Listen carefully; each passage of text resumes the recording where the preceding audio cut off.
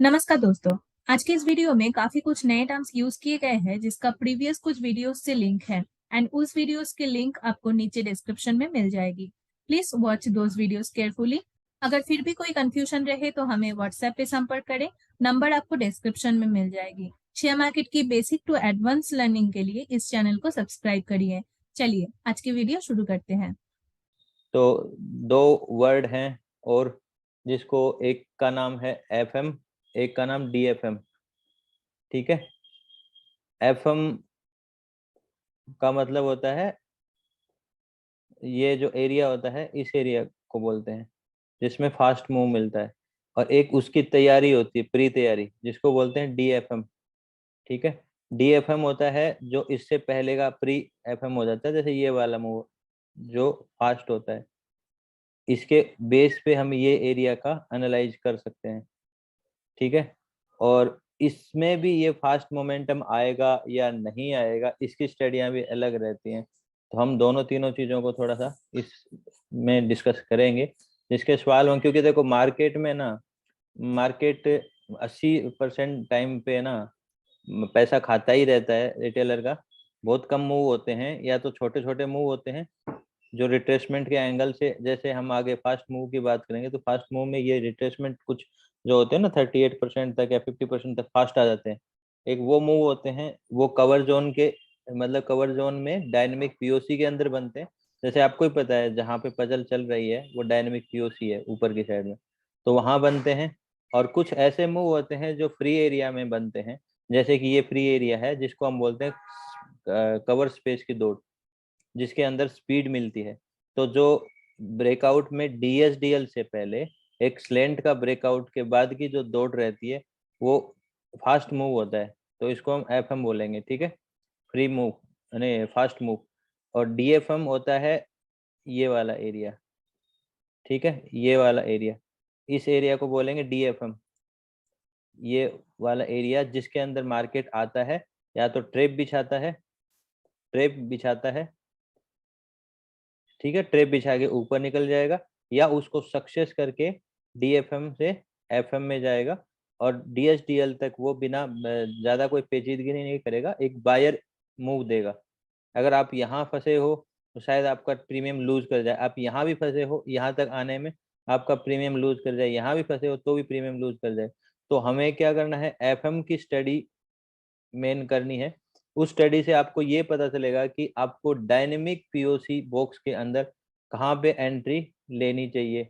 मान लो कि आप यहाँ से बैठे हो और ये मूव पूरा कैप्चर करना चाह रहे हो, तो इससे पहले आपका काफी नुकसान प्रीमियम इरोजन कर देगा। अगर मार्केट को यहाँ आना भी है तो हमें बेस्ट प्लेस चूज करना पड़ता है कि कौन सा बेस्ट प्लेस चूज होगा जहाँ पे अपने को अच्छा मूव मिल सकता है। तो उसमें हम मैच्योरिटी देखते हैं, चीजें देखते हैं, और एक दो बार ऐसा होना चाहिए जिससे कि वो डायनेमिक पीओसी बॉक्स की मैच्योरिटी हमें पता चलती है, जिसके बेसिस पे जैसे मार्केट आया है, यहाँ पे शार्पली आया, तो मैं क्या कहता हूँ, पहली बार में मार्केट पूरा नहीं उठेगा। तो मार्केट अगर उठेगा नहीं तो वो कहीं ना कहीं अगर नीचे और आना है, तो यहाँ का जो मूव जो फास्ट आया है ना, कवर जोन के अंदर छोटा मूव फास्ट रिट्रेसमेंट पर्पज से आता है, वो छोटा होता है। अगर हम इसके हिसाब से अगर हम देखेंगे तो ये 38 या 50 के आसपास, मुश्किल से 50 के आसपास तक जाता है, इतना नहीं होता, ज्यादा बड़ा नहीं होगा। स्टार्टिंग का फास्ट होगा, उसके बाद में पजल हो जाएगा अगर ऊपर जाएगा तो। ठीक है। तो स्टार्टिंग का फास्ट इसलिए होता है क्योंकि सेलर फंसे होते हैं और उनको अचानक से बड़ा एक तुरंत दूर कर देता है एसएल से, फिर धीमे धीमे धीमे धीमे धीमे नीचे आता है। फिर वो ग्रीड क्रिएट करने से पहले उनका प्रीमियम इरोजन करता है और थोड़ा सा इससे नीचे और जाता है ये फास्ट वाले डीएफएम एरिया में, और वहां पर एक फास्ट मूव दिखाता है, फिर मार्केट उनको तेजी से दूर कर देता है। यानी कि मार्केट ये यात्रा करने से पहले आपको नीचे के लिए भी पजल करता है और ऊपर की साइड में लॉस दिखाता है। तो लॉस दिखाने वाले एरिया होते हैं वो कहीं ना कहीं डायनेमिक के अंदर होते हैं, तो डायनेमिक पीओसी के अंदर होते हैं। जो अपना ये डायनेमिक पीओसी है इसके अंदर होंगे। तो डायनेमिक पीओसी के अंदर रिट्रेसमेंट जो पार्ट होगा वो फास्ट मूव में आएगा। ठीक है। तो वो फास्ट मूव में आएगा, और ये जो फास्ट मूव है ये होगा आपका डीएसडीएल से पहले स्लेंट के ब्रेकआउट पे डायनेमिक की स्लेंट यानी डीएफएम एरिया के बाद, ये डीएफएम एरिया, इसके बाद ये वाला मूव। ठीक है, मेरे हिसाब से यहाँ तक आपका कोई दिक्कत नहीं होगी। अब आपको स्टडी किस किस चीज की करनी है? आपको स्टडी करनी है डायनेमिक पीओसी की, डायनेमिक पीओसी के स्लेंट की, स्लेंट के बाद आ रहे, हम अगर सनरेज भी लेते हैं ना, तो ये वैसे सनरेज वाला मार्केट नहीं है, तो सनरेज में भी मार्केट जब सनरेज को ब्रेक करता है तो उसी के बाद एक फास्ट मूव आता है, तो वहां मार्केट शार्प होता है, वहां आपको फीबो नहीं देता है और वहां पे पीओसी नहीं बनाता है। ठीक है, वहां पे बहुत छोटा सा एक रिट्रेसमेंट बना लेगा, फिर गिरावट दे देगा। हाँ, कई कई बार वो 80% बाहर निकलता है, जिसमें हम एक्सपेंड वेज के टाइप में देखते हैं, जिसके ब्रेकआउट पे भी एक शार्प मोमेंटम आता है, तो वो सनरेज के बेसिस पे देखते हैं। बट यहाँ पे हम पीओसी के बेसिस पे, और इसकी स्टडी और गहरा करने के लिए डायनेमिक डीएफएम वाला एरिया हो गया, डायनेमिक पीओसी के लास्ट वाला एंगल जो होता है डीएफएम एरिया, और डीएफएम एरिया के बेसिस पे एफएम एरिया, जिसमें एक फास्ट मूव आता है। और इसके आसपास भी आपको यहाँ के आसपास एक गोल्डन 10% जैसा कुछ मिल जाता है, जिसको भी आप ट्रेड कर सकते हो। तो अब देखते हैं, एफएम तो मेरे हिसाब से समझ में आ गया होगा। ठीक है, ये तो ऐसा नहीं है कि किसी को समझ में नहीं आया। मैं एक काम करता हूँ, इनके नाम लिख देता हूँ ताकि आपको ध्यान भी रहे। एक तो हो गया एफएम एरिया, एक सेकंड, एफएम एरिया,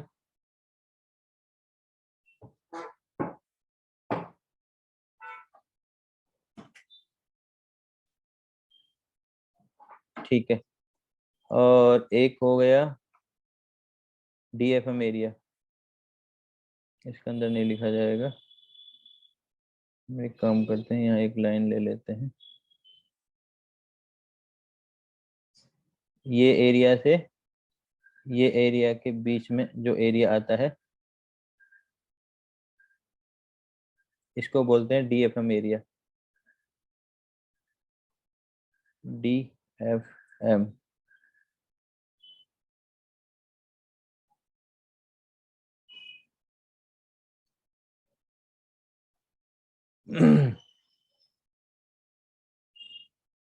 ये वाला एरिया, ठीक है, ये डीएफएम एरिया होगा और ये एफएम एरिया हो गया। ठीक है, तो जब भी एक बार अगर डायनेमिक पीओसी को ब्रेक करके कवर जोन की दौड़ स्टार्ट करता है, और उसका सक्सेस का राज होता है डीएफएम के अंदर, और यहाँ के ट्रेपिंग्स एरिया और यहाँ के वेव की मैच्योरिटी के ऊपर वो रहता है कि हाँ मार्केट कहाँ तक आ गया। हम मोटा मोटी क्या देखेंगे, इस वेव का फीबो अटैच कर चुका है मार्केट। ठीक है, फीबो अटैच करने के बाद में डीएफएम एरिया के अंदर गया, डीएफएम एरिया के अंदर कुछ अबनॉर्मल बिहेवियर हुए हैं, मार्केट यहाँ पे फास्ट आता है, फास्ट आता है, मार्केट यहाँ पे आया है फास्ट, वापिस से आया है यहाँ पे ठहराव दिया। अब आपको अबनॉर्मल क्या लगेगा? आपको यहाँ पे अबनॉर्मल लगेगा, एक सेकेंड, अभी भी ज्वाइन हो रहे हैं। अब यहाँ पे आपको अबनॉर्मल क्या लग रहा है? देखो, यहाँ से यहाँ तक की दूरी तय करने में इसको टाइम लगा है। ठीक है, यहाँ तक कि यहाँ दूरी तय करने में टाइम कम हुआ है, यानी कि जो ये सरफेस था ये बढ़ा हुआ था, ये सरफेस कम हो गया, यानी कि यहाँ तक दूरी कम हुई, यहाँ और भी कम हो गई है। और अब ऊपर की साइड से ट्रेपिंग भी नजदीक हो रही है, और यहाँ से ऊपर का एरिया से ग्रिड लेते हुए, पैनिक करते हुए इस एरिया में गोल्डन 10% जैसा बनाता है।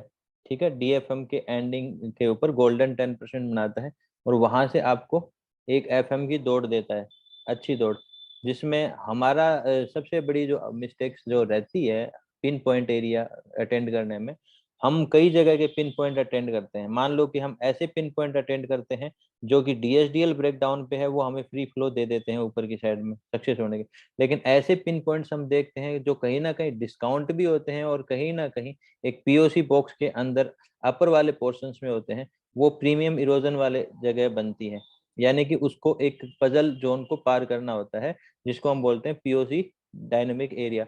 तो वहां पे हमारे प्रीमियम इरोजन के ज्यादा चांस होते हैं। आप यहाँ पिन पॉइंट भी पकड़ के सफलता ज्यादा बड़ी नहीं ले पाओगे, और कहीं ना कहीं आप यहाँ आते आते यहाँ एग्जिट कर जाओगे। अगर आपने ये लिया है तो यहाँ आते आते यहाँ पे आप नुकसान खा जाओगे। तो इसकी मैच्योरिटी को पहचानना बहुत जरूरी होता है कि इसकी मैच्योरिटी कहाँ आएगी। तो इसके जो जितने भी हम अगर इसकी डीप स्टडी में जाएंगे, तो इसका ये वाला डीएफएम एरिया और ये एफएम एरिया ये कनेक्टेड हैं, और यहाँ से इसके लॉजिक्स निकल के आएंगे।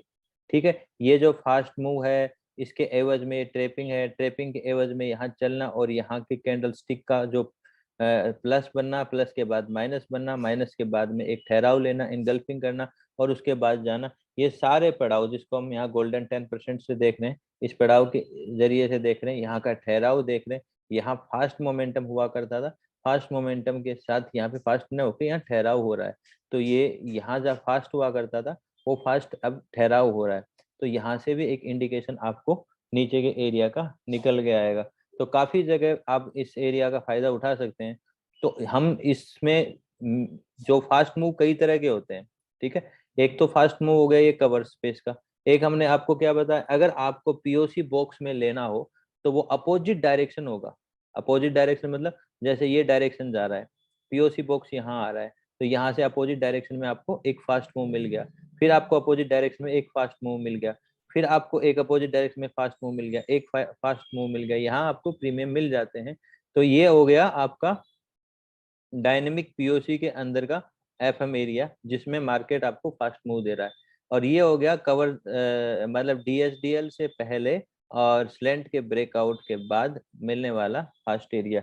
इसके बीच में सिर्फ पजल होता है, कोई भी एरिया डिसाइड करते हैं हम कि हमें ट्रेड करना है तो हमें इन चीज़ों का विशेषकर ध्यान रखना होगा कि डायनेमिक पीओसी कहाँ बन रहा है, डायनेमिक पीओसी का डीएफएम एरिया कहाँ बन रहा है, वहाँ होने वाला स्वभाव कैसा है, फिबो अटैचमेंट और ये एफसीएफआर और बाकी की सारी चीजें देखते हुए हम उसमें डिसीजन लेंगे।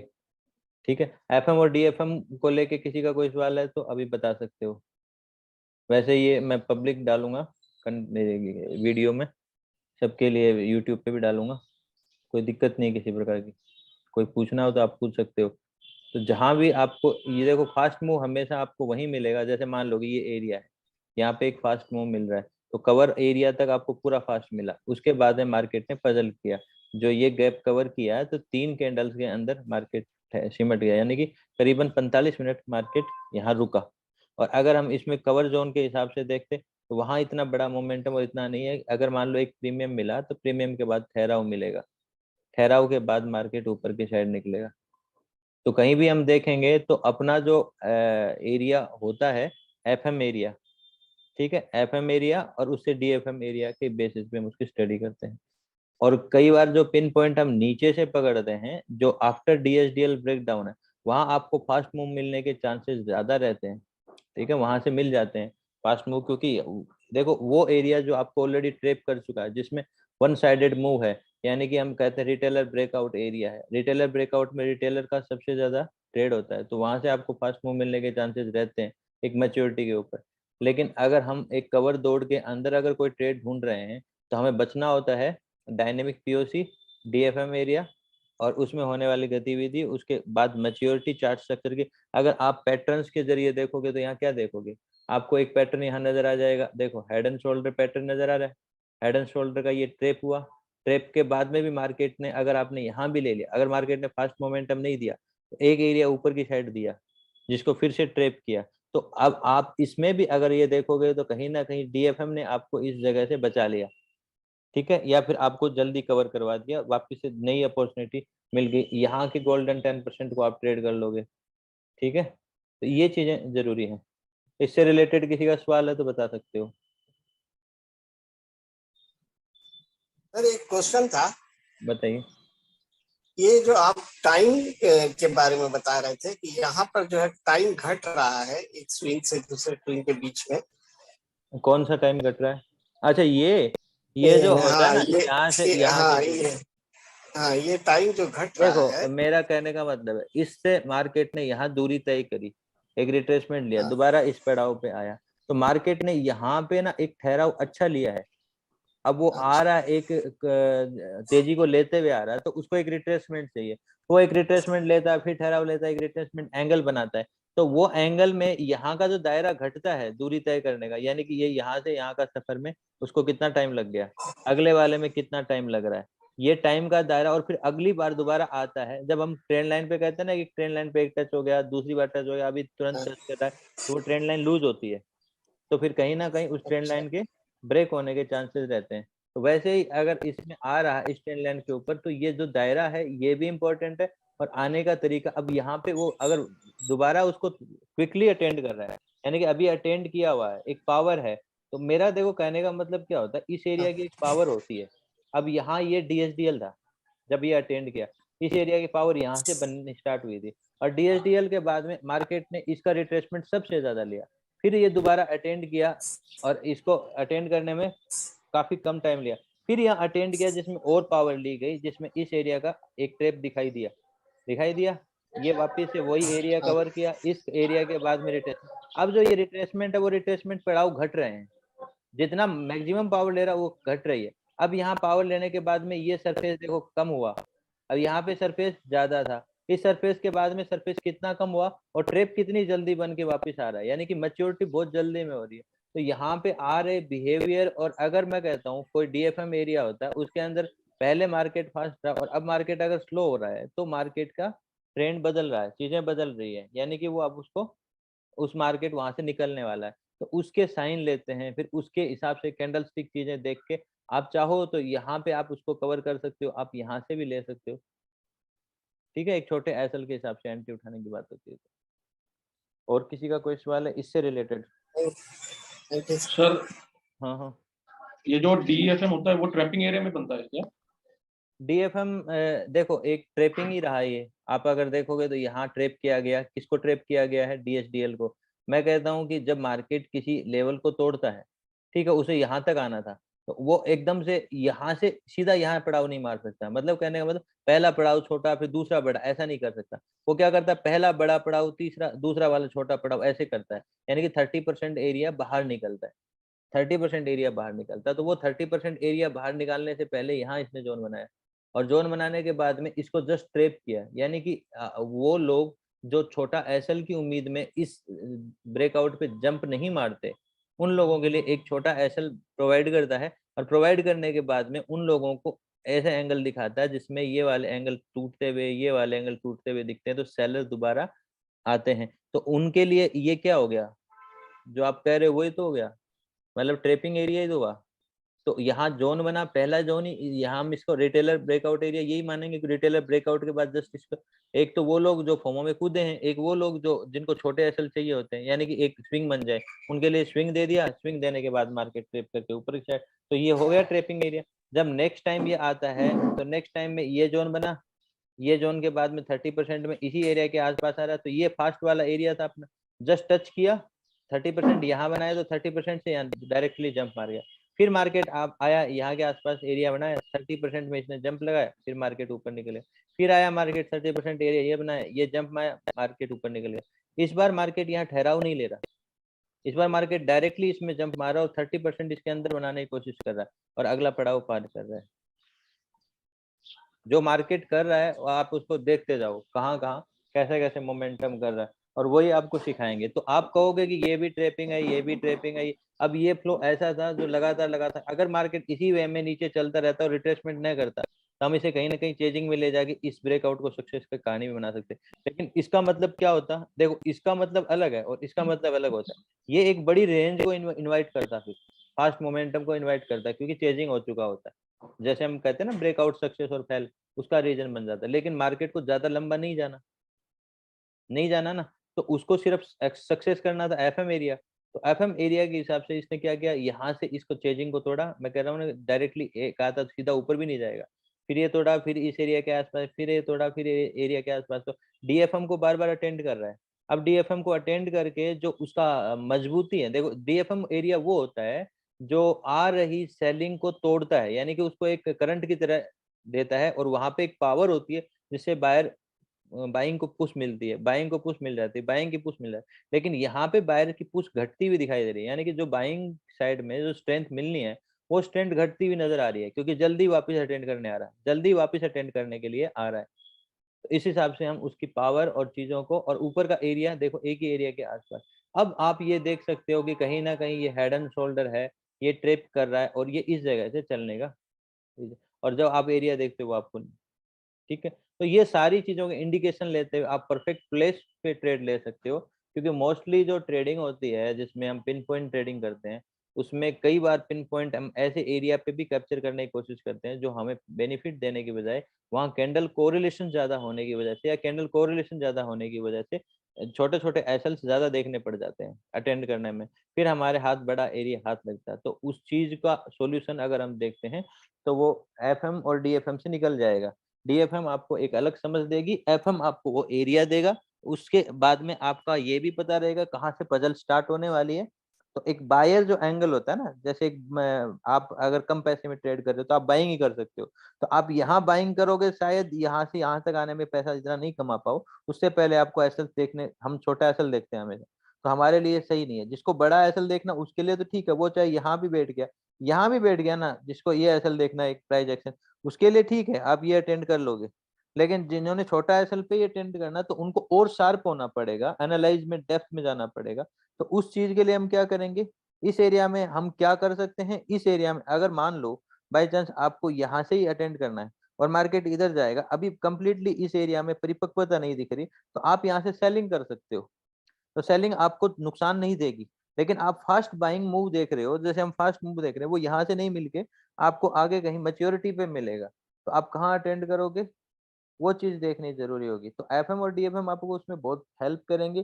पीओसी जो डायनेमिक हम बनाते हैं वो आपको इस चीज में बहुत अच्छा हेल्प करेगा।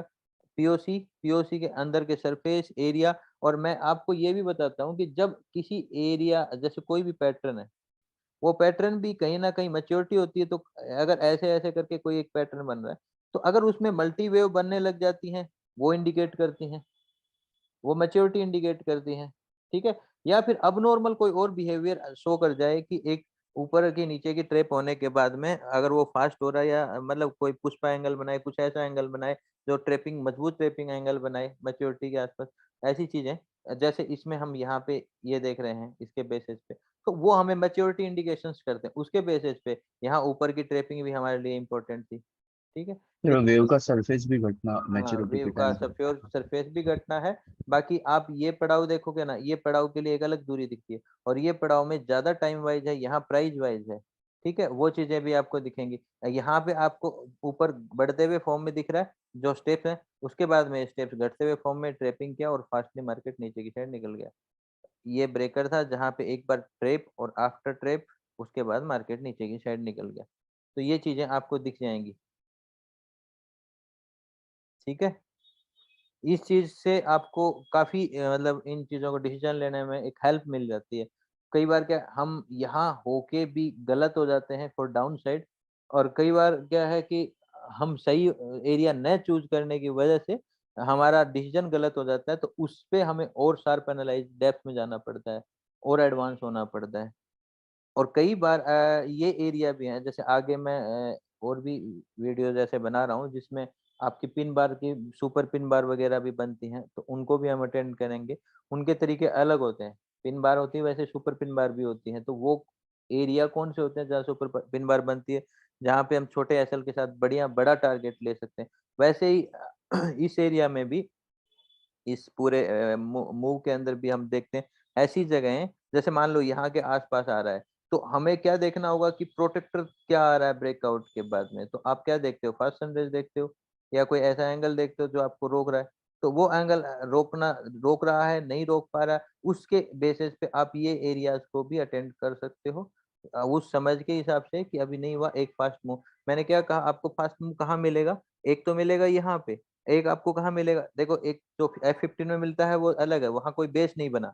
अब इसका बेस बन गया ना, यहाँ पीओसी बन चुका है ना, तो वहां आपको फास्ट कब मिलेगा, यहाँ पे आपको फास्ट क्या मिलेगा, डायनेमिक के अंदर एरिया में, डायनेमिक के अंदर एरिया में, डायनेमिक के अंदर एरिया में। और डायनेमिक के अंदर एरिया में अगर मार्केट घूमे तो कौन से एरिया से घूम सकता है, जहां आप वो एरिया अटेंड करो, आपको लगे कि मार्केट यहाँ से अटेंड नहीं करेगा, किसको, जो एफएम एरिया को अटेंड नहीं करेगा, तो DFM area for smartly attend किया जा सकता है फास्ट स्कैल्पिंग के पर्पज से, ऊपर के साइड में बहुत छोटे एसएल को अटेंड करते हुए। तो ये दोनों तरफ से काम आता है, फास्ट स्कैल्पिंग में भी ये बहुत अच्छा काम आता है, और ये उस चीज को जज करने में भी काम आता है जिसमें बायर एक एसएल देख रहा है।